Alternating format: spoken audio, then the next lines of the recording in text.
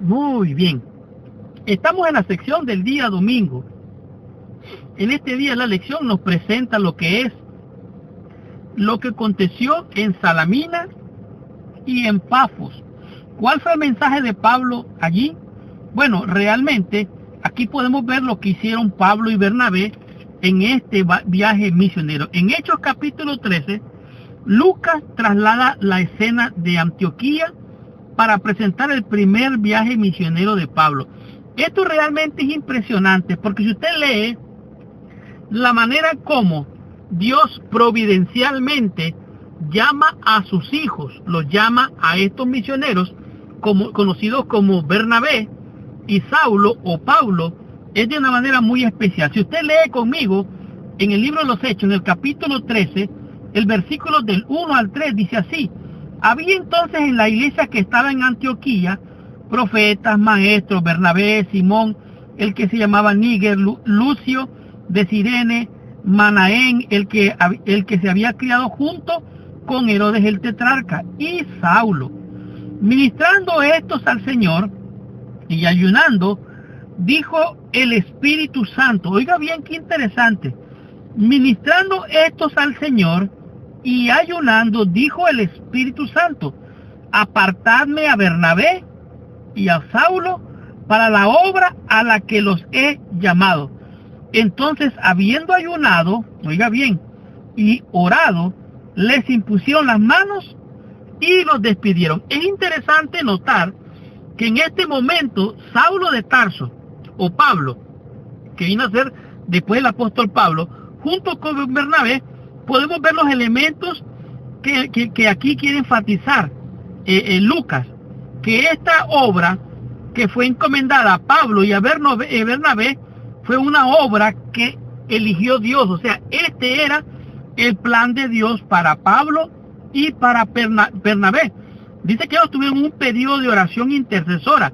Ayuno precedió a la partida de los misioneros. En este contexto, la imposición de las manos básicamente fue un acto de consagración, encomendarlos a la gracia de Dios.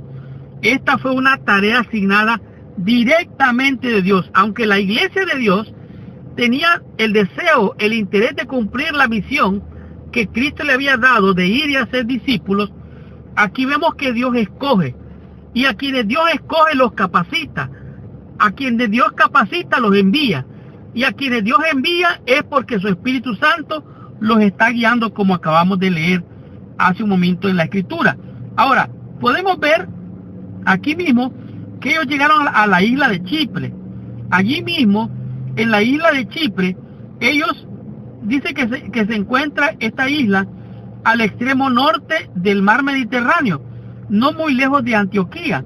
Es natural comenzar en este lugar. Bueno, por primer lugar, porque este era el lugar original de Bernabé, o sea, Bernabé era de Chipre, y porque el evangelio había llegado a la isla y quedaba mucho por hacer allí. Entonces, una vez en Chipre, Bernabé y Pablo y Juan Marcos, como se le llama, el primo de Bernabé, llegaron a predicar en las sinagogas allí en Salamina. Y Pablo tenía la costumbre de ir a las sinagogas y predicarle primero a los judíos. Ahí era la manera en cómo Pablo hacía la obra, antes de dirigirse a los gentiles. Igual, dice, como Jesús era el Mesías de Israel, era más que natural compartir el evangelio con los judíos primeramente. Ahora, en este proceso se dan algunos incidentes. Por ejemplo, los apóstoles predican ahí en Chipre y ocurren cosas maravillosas. En el proceso de la predicación se presenta un hombre llamado Elimas, el mago, que se traduce así su nombre, que procuraba apartar de la fe al procónsul. El procónsul era un hombre que quería ser apartado de la fe por este hombre llamado Elimas. Versículo 9 dice: entonces Saulo, que también es Pablo, lleno del Espíritu Santo, fijando los ojos en él, le dijo: oh, lleno de todo engaño y de toda maldad, hijo del diablo, enemigo de toda justicia, ¿no cesarás de trastornar los caminos rectos del Señor? Ahora pues, he aquí la mano del Señor está contra ti, y serás ciego, y no verás el sol por algún tiempo. E inmediatamente cayeron sobre él oscuridad tinieblas y andaba alrededor buscando quien lo condujese de la mano. Esta era la mano de Dios que realmente había caído sobre este hombre que estaba tratando de estorbar, de impedir la obra de Dios, sobre todo en la experiencia del procónsul. Pero es glorioso ver cómo el procónsul, que estaba siendo seducido por este engañador llamado Bar Jesús, que significa hijo, por así decirlo, hijo de Dios, o hijo sí, técnicamente es hijo del Mesías, o hijo de Jesús, o hijo del ungido. Entonces, dice versículo 12, entonces el procónsul, viendo lo que había sucedido, creyó, y maravillado de la doctrina del Señor. O sea, el procónsul vino a ser un discípulo más al ver el poder de la obra de Dios a través del apóstol Pablo. Cuando llegaron allá a Salemina, dice, se trasladaron al noreste, predicando hasta que llegaron a la capital, que era Pafos. A continuación, el relato de dos personas. Este es el caso de un hechicero, como ya dijimos, y el caso de Sergio Pablo, el gobernador romano local. Este realmente es un ejemplo de cómo el evangelio tiene dos respuestas contrastantes. Por un lado, una abierta oposición, y por el otro, una fiel aceptación, incluso por parte de gentiles de gran prestigio.